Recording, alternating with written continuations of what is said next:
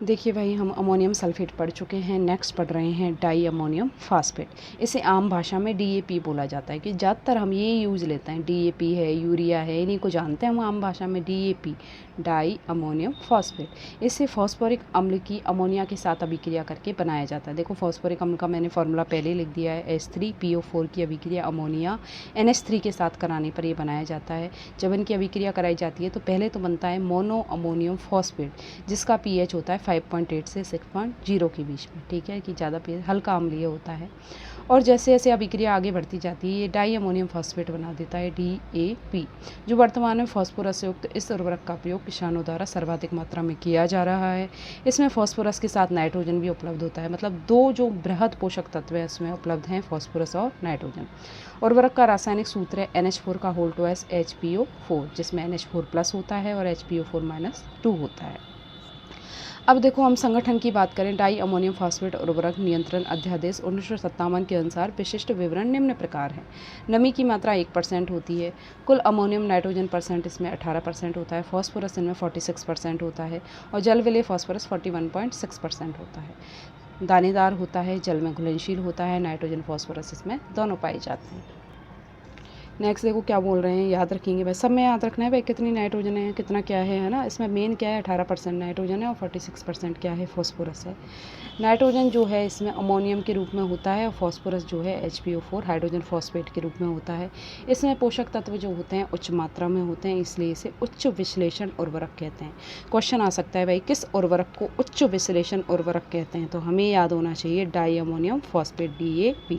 उच्च सारे पोषक तत्व उच्च मात्रा में है, पोषक तत्व उच्च मात्रा में, इसलिए इसे उच्च विश्लेषण पोषक तत्व उर्वरक कहते हैं। इसका भंडारण और यातायात का खर्चा भी कम आता है, तो हमें इजीली उपलब्ध हो जाता है।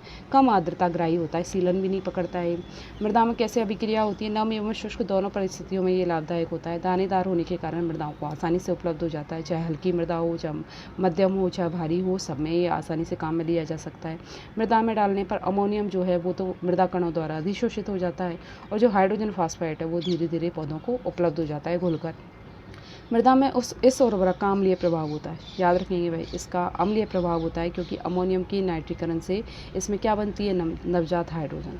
एक सिंपल सी बात याद रखनी है कि जिस जिस उर्वरक में अमोनियम बन रहा है उस अमोनियम से वो पहले नाइट्राइट में कन्वर्ट होगा, फिर नाइट्राइट से नाइट्रेट में कन्वर्ट होगा और जब वो कन्वर्ट होगा तो हमारी बीच में नवजात हाइड्रोजन बनेगी और नवजात हाइड्रोजन के कारण ही ये अम्लीयता को प्रदर्शित करेगा। तो ये भी अम्लीय प्रवृत्ति का है। कैल्शियम आयन घुलनशील यौगिक बनाते हैं, हालांकि प्रारंभ में इसकी प्रतिक्रिया अमोनियम की वजह से क्षारीय होती है। शुरू में जब अमोनियम होता है उसकी वजह से क्षारीय होती है, लेकिन बाद में क्या हो जाती है, अम्लीय हो जाती है। फसलों पर क्या प्रभाव है इसका, फसलों पर प्रभाव देखो।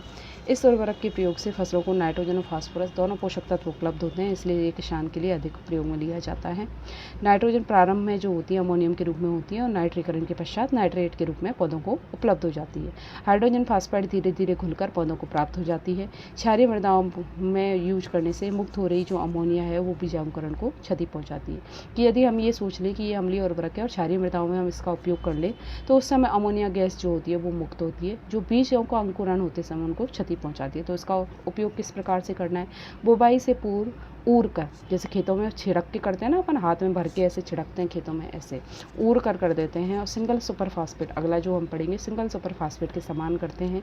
खड़ी फसल में इसका प्रयोग नहीं करते हैं, तो बुवाई से पूर्व ही इसका उपयोग हम कर देते हैं। अब देखो हमने जितने भी पढ़े हैं ये हमने ऑलमोस्ट 4 पढ़ लिए उर्वरक, ठीक है, जिनमें से 3 तो अम्लीय थे, एक ऐसा था जो उदासीन था। तो मुझे तुम कमेंट सेक्शन में लिख के बताओ कि कौन सा उदासीन था। ठीक है, उसका केमिकल फार्मूला भी लिखना है, उसका नाम भी लिखना है। पता तो लगे तुम लोग पढ़ रहे हो कि नहीं पढ़ रहे। ठीक है, नेक्स्ट हम पढ़ेंगे सिंगल सुपर फास्फेट।